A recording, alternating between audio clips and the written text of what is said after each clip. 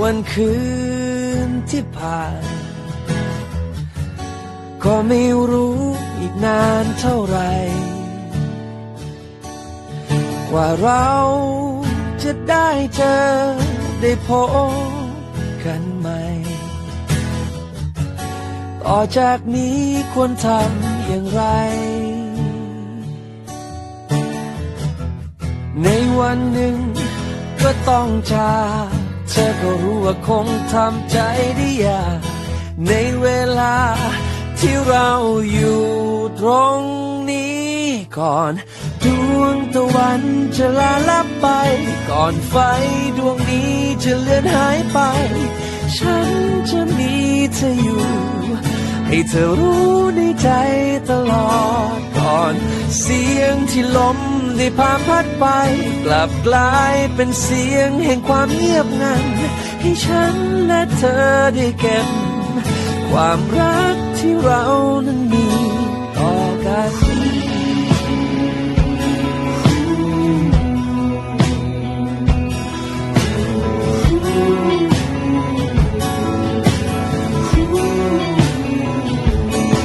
หากขอ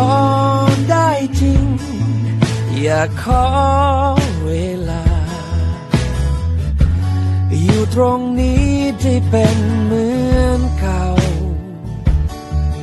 แต่เราก็รู้ดีว่าทำไม่ได้ต่อจากนี้ควรทำอย่างไรในวันหนึ่งก็ต้องจากเธอก็รู้ว่าคงทำใจได้ยากในเวลาที่เราอยู่ตรงนี้ก่อนดวงตะวันจะลาลับไปก่อนไฟดวงนี้จะเลือนหายไปฉันจะมีเธออยู่ให้เธอรู้ในใจตลอดก่อนเสียงที่ลมได้พาพัดไปกลับกลายเป็นเสียงแห่งความเงียบงันให้ฉันและเธอได้เก็บความรักที่เรานั้นมีต่อกันวันและคืนจะเวียนหมุนไป